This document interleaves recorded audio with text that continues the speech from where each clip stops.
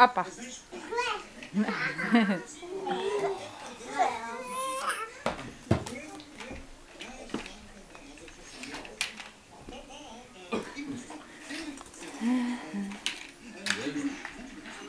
Dora, jel bi ti jednog malog bracu?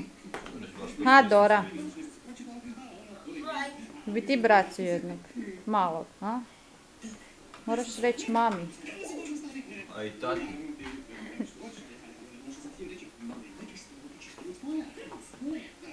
Fino da ga ti Seka paziti igrati se s njim, ha?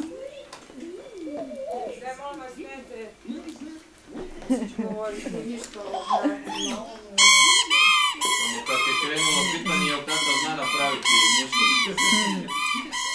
Ne bi rekla.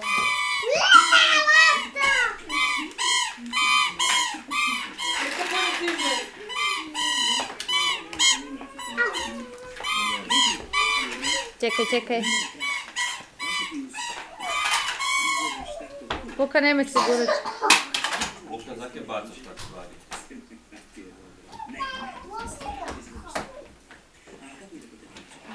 Kako služi kompjuter?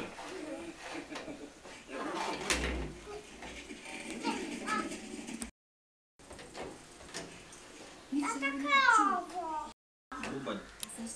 No, mislim da je bubanj. Kako služi kompjuter?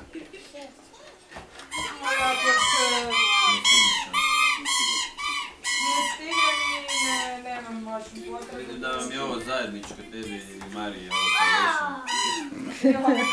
Uvijek stoji krpa negdje. A znaš zašto je to tako? Ne stigneš opeglat, a već moraš malo prati.